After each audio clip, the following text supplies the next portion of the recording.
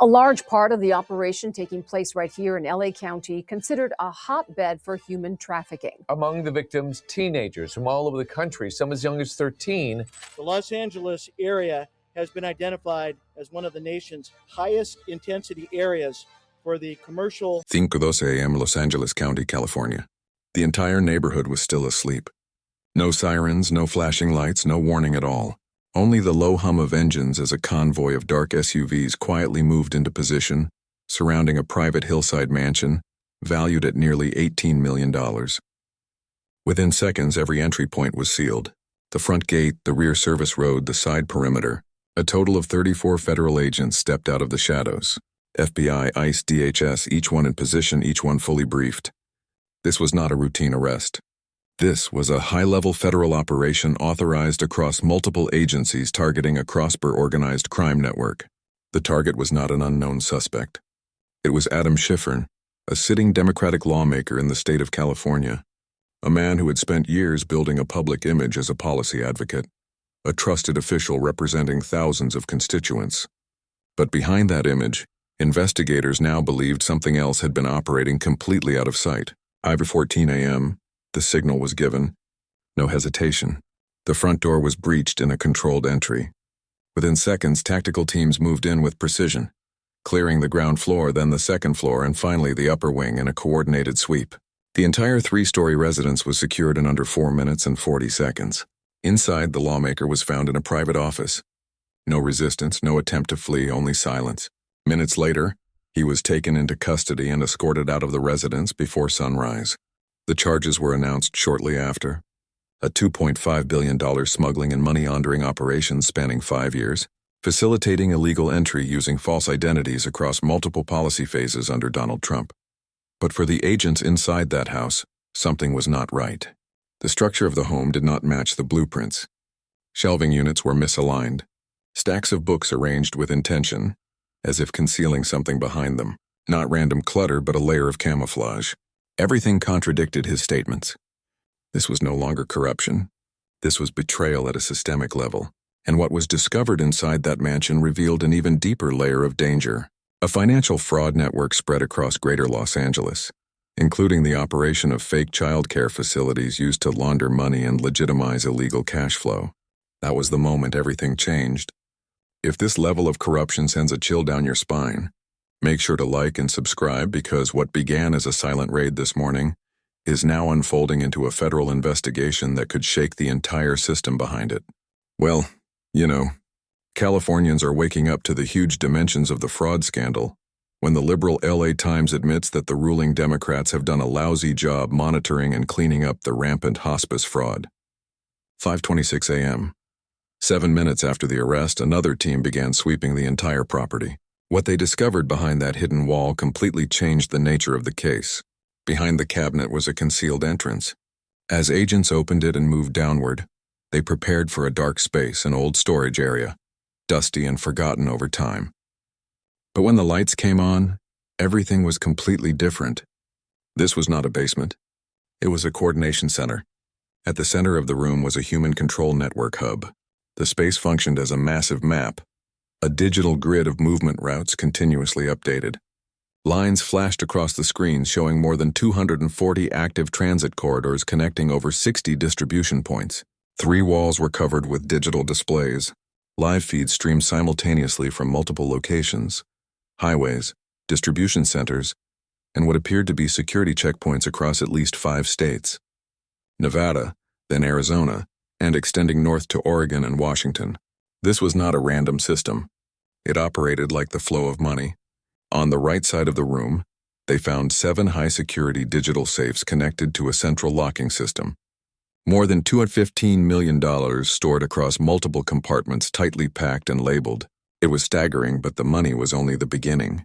Right next to the safe area was a workstation with 3 encrypted laptops, 2 independent servers, a digital console displaying real-time transaction flows.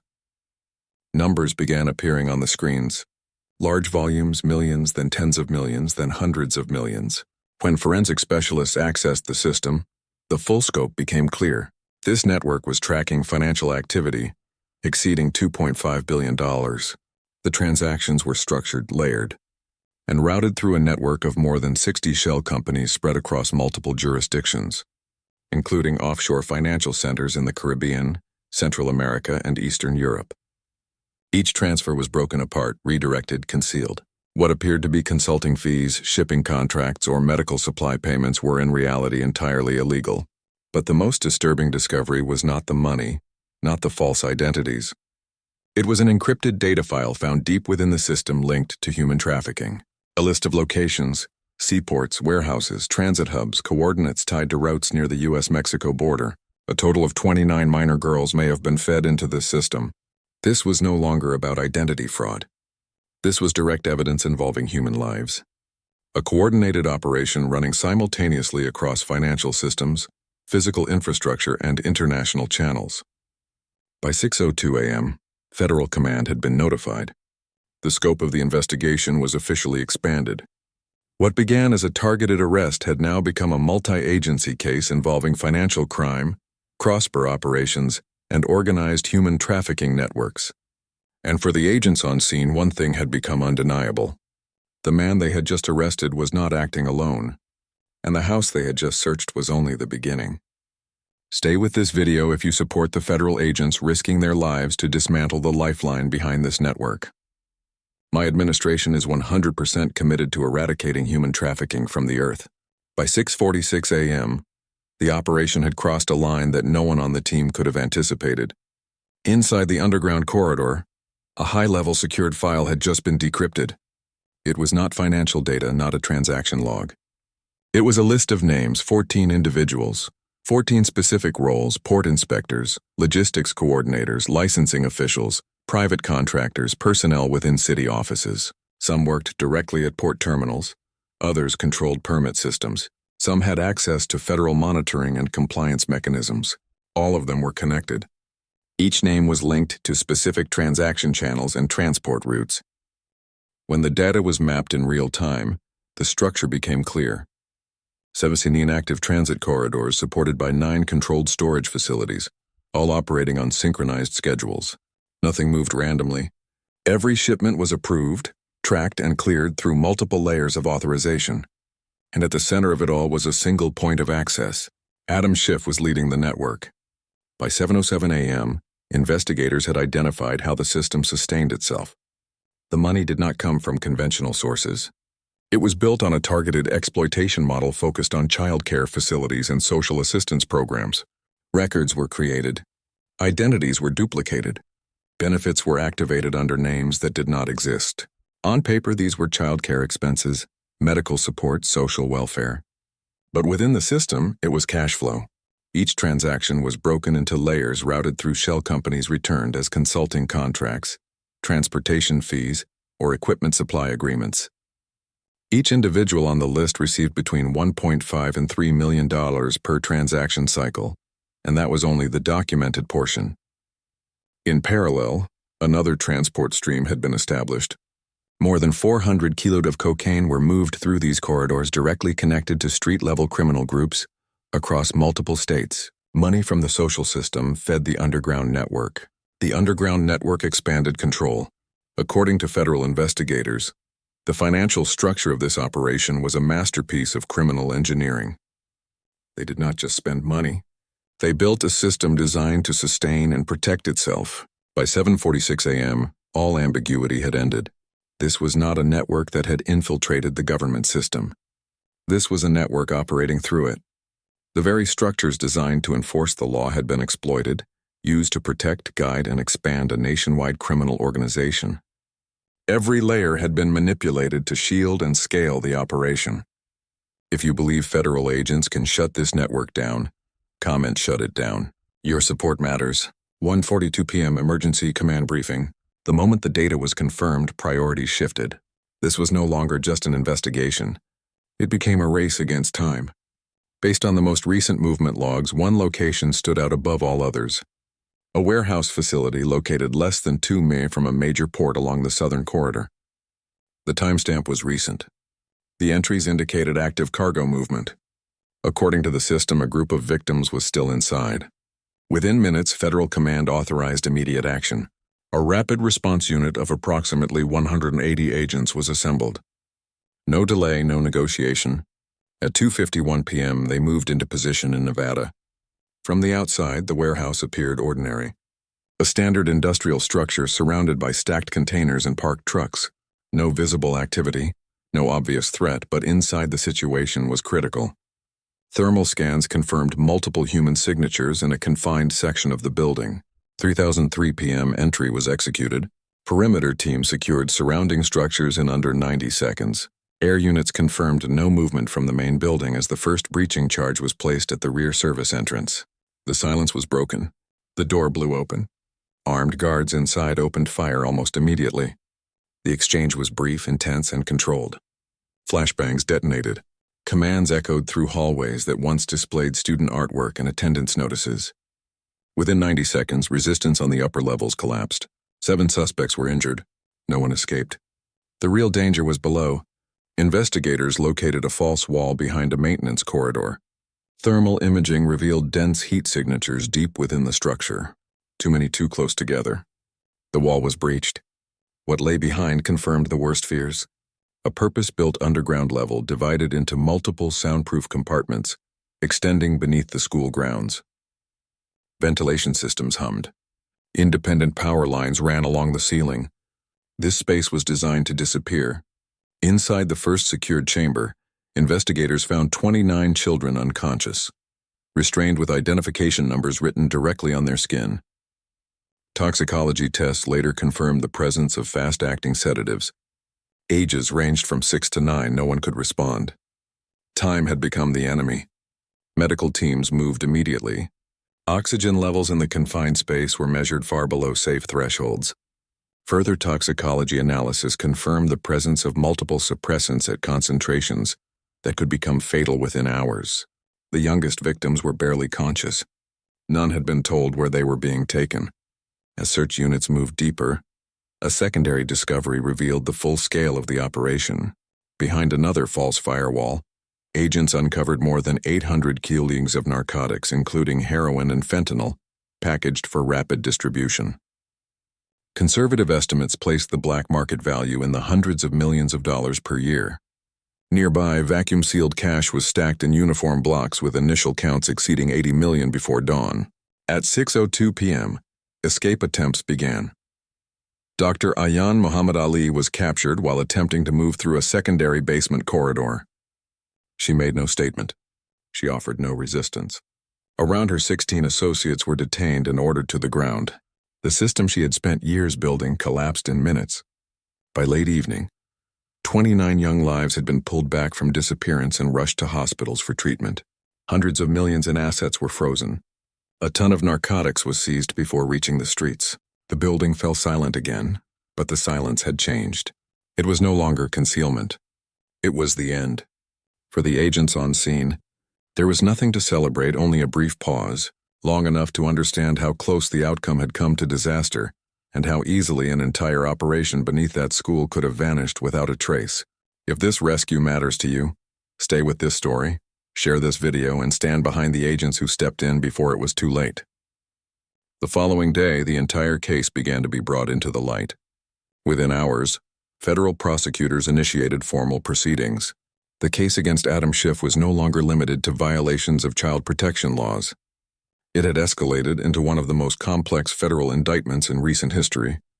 A total of 12 formal charges were filed, including large-scale money laundering exceeding $2.5 billion, distribution of controlled substances involving nearly 400 kilos of narcotics, human trafficking, and exploitation connected to 29 identified minors, and the use of false identities to facilitate illegal entry into the United States.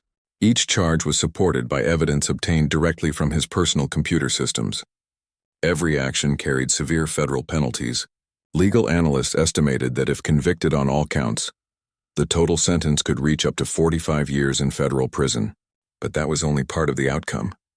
In parallel, the Department of Justice immediately initiated proceedings to revoke his United States citizenship, the very status he had obtained years earlier under a false identity.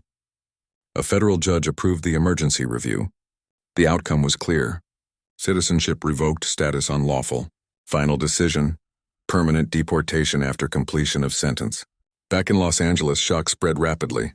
A man who had governed the city for nearly 9 years. A man who had signed official documents, approved budgets, and represented thousands of residents, was now at the center of a criminal network involving drugs, money, and human lives. Local officials began urgent reviews of every document he had signed. Financial records, city approvals, contract authorizations, everything was now under question. Because the truth was no longer about just one man. The real question was how such a system could exist in plain sight. By evening, the operation had officially been classified as a multi-agency federal case. Dozens more arrests were expected. Multiple states were now involved, and investigators continued to uncover new connections. But as federal teams dug deeper into the seized data, a new and more troubling reality began to emerge. Transaction logs showed activity that did not stop at the moment of arrest. Funds were still moving. Accounts were still being accessed. Portions of the network were still alive. That meant one thing. Someone else was still inside the system. Encrypted communications recovered from secondary servers pointed to contingency protocols, backup operators, replacement coordinators, individuals prepared to step in the moment the central figure was removed. This was not a fragile operation built around one man. It was a structure designed to survive disruption. By late evening, emergency warrants were being prepared for additional targets across 3 more states. Surveillance teams were redeployed. Financial tracking units were ordered to follow every outgoing transfer in real time. Because if even a fraction of this network managed to reorganize, the consequences could extend far beyond what had already been uncovered. But one fact remained unchanged. What began at 5:17 a.m., with 34 agents at a quiet mansion, had exposed a multi-billion-dollar network, a system built on deception, sustained by silence, and finally brought into the light. By the early hours of the following morning, the investigation had already outgrown the boundaries of Los Angeles. What had been classified just hours earlier as a multi-agency federal case was now being escalated again, this time to a nationwide operation. At 4:32 a.m., emergency coordination calls connected federal command centers across multiple states. Nevada, Arizona, Washington, and parts of Texas now flagged for immediate review. The data recovered from Adam Schifrin's system had triggered something far larger than expected. This was no longer about dismantling a network. It was about containing it because the numbers no longer made sense. Financial analysts working through the night had identified over 63 additional shell entities that had not appeared in the original seizure reports. These were not inactive companies. They were operational active accounts, ongoing transactions. Within just 6 hours, more than $78 million had been traced moving through these entities after Schifrin had already been taken into custody. That meant the system was still breathing. By 6:10 a.m., a second layer of the network began to take shape. Internal documents revealed a hierarchy that extended far beyond the 14 names uncovered in the underground file. Mid-level coordinators, financial processors, compliance officers embedded inside legitimate institutions, individuals who had never appeared in any previous investigation. Estimates now suggested that more than 40 additional operatives were actively maintaining segments of the operation across at least 5 states. And they were not shutting it down. They were adapting. Transaction patterns began to shift. Large transfers disappeared. In their place, thousands of smaller movements emerged. 5,000, 8,000, 12,000. Each one insignificant on its own. But when mapped together, they formed a continuous flow moving through banking systems, logistics contracts, and medical billing networks. It was a deliberate strategy. Fragment, disperse, conceal. By mid-morning, federal cyber units confirmed that portions of the system had initiated what investigators described as a continuity protocol. Backup servers were activated. Encrypted communication channels were re-established. Entire segments of data were being wiped, relocated, or duplicated across offshore networks in real time. This was not panic. This was preparation. At 11:47 a.m., a critical breakthrough came from a financial forensics team in Arizona. A flagged transaction just under $10,000 had been routed through 4 separate accounts within 23 minutes. When traced backward, it connected to a previously unknown logistics firm operating near a secondary transport corridor. But the most alarming detail was not the money. It was the destination. That same firm had been linked to supply routes previously identified in the trafficking file. routes that had already been associated with the movement of miners, which meant one thing: the infrastructure was still intact. By early afternoon, federal agents were no longer asking whether the network could recover. They were asking how fast it could rebuild. New intelligence indicated that at least 3 regional coordinators had assumed operational control within hours of the arrest. These individuals were not improvising. They were following a structure, a system designed long before the raid ever took place. This was a network built with redundancy. Remove one layer, another takes its place. By 2:15 p.m., emergency warrants were issued for 22 additional suspects across 4 states. Surveillance teams were deployed simultaneously. No delays, no warnings, because every hour now carried risk. Financial tracking units reported that the total volume of active transactions linked to the network had already surpassed $130 million in the first 24 hours following the arrest, and still rising. But perhaps the most chilling realization came not from the numbers, but from what they implied. This operation had never depended on a single individual. Adam Schiff was not the system. He was only one part of it. By late evening, Federal Command reached a conclusion that changed the direction of the entire case. This was no longer an investigation aimed at shutting something down. It had become a race to prevent something from evolving.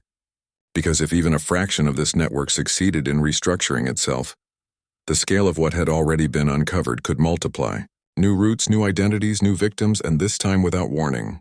If you think this operation should be completely dismantled, stay with this story, like this video, and subscribe, because what comes next may reveal who is truly behind the system and whether it can ever be stopped. By the end of the 3rd day, the full picture had finally begun to come into focus. What investigators once believed was a single operation centered around one man had now been redefined as something far more dangerous. A system layered, distributed, designed to survive. Across 5 states, federal agencies compiled the numbers. More than $2.5 billion in laundered funds, over 400 kg of narcotics confirmed through transport records, 29 identified minor victims recovered from a single location, and now more than 60 additional entities, and dozens of operatives linked to the same structure. But the numbers alone did not capture the reality, because this was not just a criminal network moving money and drugs. It was a system that had embedded itself into legitimate institutions. Childcare programs, medical billing channels, logistics contracts, government approvals, layers that were meant to protect the public had instead been used to conceal and sustain illegal activity. By the close of the operation briefing, one conclusion was shared across every agency involved. This case was not just about crime. It was about vulnerability, a demonstration of how deeply a coordinated network could penetrate structures that millions of people rely on every day. What began at 5:17 a.m., with 34 agents outside a quiet mansion, had uncovered something far greater than anyone expected. Not just corruption, not just trafficking, but a system built to hide within the very systems designed to stop it. And the question that now remains is not just how it happened, but whether it could happen again. If you believe the truth behind operations like this needs to be exposed, stay with this channel, like this video, and subscribe.